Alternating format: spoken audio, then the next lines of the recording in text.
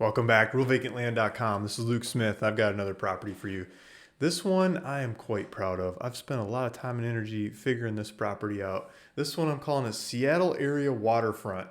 And behind my head here, just around the corner, this is Vashon Island in the background. And there's a ferry that goes from this point just north here at Southworth across the Puget Sound to Seattle.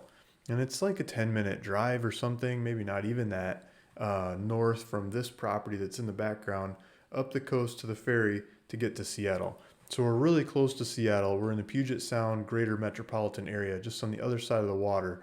And Seattle has been building up the ferry service, making them go to a lot more places and a lot faster to make them much more useful to use land like this. So this land in it's in the background here is 1.1 acre and it's on the water. It's two different lots. They're both, I believe, 80-foot wide lots. So put them together, the 160 foot of waterfront. And you've got the beach. You can go run your dog on the beach or run yourself or run your wife or whatever. And you got the water. You could launch your kayaks here and go play in the water. I mean, you could use that water in lots of different ways. I'd go see what kind of fish are there, right? I wonder if the Pacific halibut come in here. I bet you they do. There's probably a lot of different kinds of fish that are right there at the coastline. That would be my passion. But I mean, really, it'd be a nice place to set up a deck that hooks to the house, and with a fire pit out front. You can have beach fires and s'mores and lots of fun times with the kids and family and everything else, right? So this property, it's not a cliff. So a lot of the properties that I get around the Seattle greater metropolitan area on the water are cliff, and there's this big high drop from where you build the house down to the coast. This isn't. This is much more gradual. It's not very much of a lift elevation wise off the water. So the neighbors, I'll eventually get into some maps and show you some neighbors up and down the coast that are doing the same thing. They're building really close to the water, so close that you could probably take your tennis ball and throw it off the deck for your dog to go get it out of the water and bring it back and shake all over you, right? So like water's right in your face. It's right there and you can play with it, interact with it. It's not just way out over there looking at it. It's right there, right where you could build. And this, let's jump into the website. So I've got historical engineering of this property that was done for places to put houses. So for foundation engineering. So this is two lots. Each lot has its own foundation engineering test where they tested the soil and they said you can put foundation on slab. You can pour foundation on slab. You don't need pillars. You don't need all this special stuff that a lot of the sites in the area need that cost more money. This is your basic cement on slab kind of foundation. And so you can see houses on this side that are building really close to the water. You can see them on that side that are building really close to the water. Back in the distance, like up the hill, there's other houses. There's a road that comes in, winds down. There's a community water line that runs through that road that you could tap into. There's also two wells in the 10-acre lot behind this one that there's an easement to those water wells, and there's a water well sharing agreement to share those two water wells with this property. There is a septic field that's been tested in the back, and it's got numerous different septic tests. So it's got a septic field that's pre-approved, historically approved. You'd have to modernize it to current standards. Basically just call the county out there again before you're totally going for it.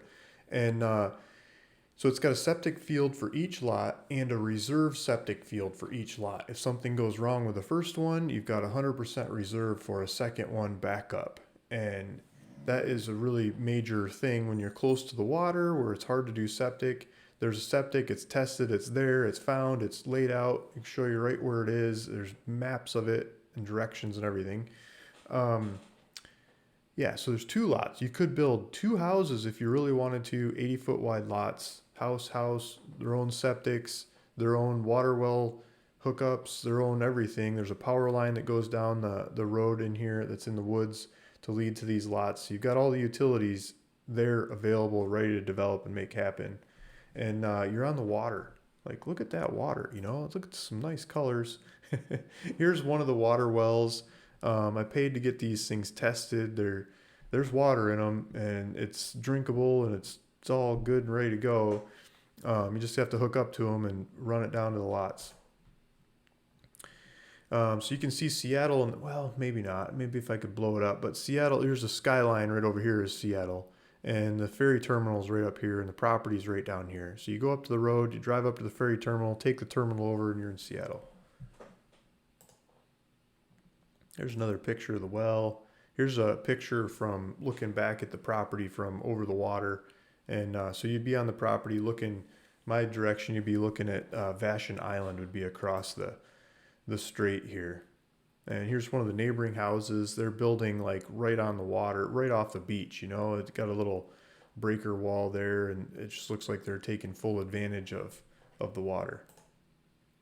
Here's some more sky shots of the beach line and the trees and the beach and the water and this area that you could enjoy by buying this and living here, right? Okay, so here's the original plan. This lot G is in the background. This particular one is, I think it's C and D. I'm not exactly sure on this diagram which two it is. Let me figure it out.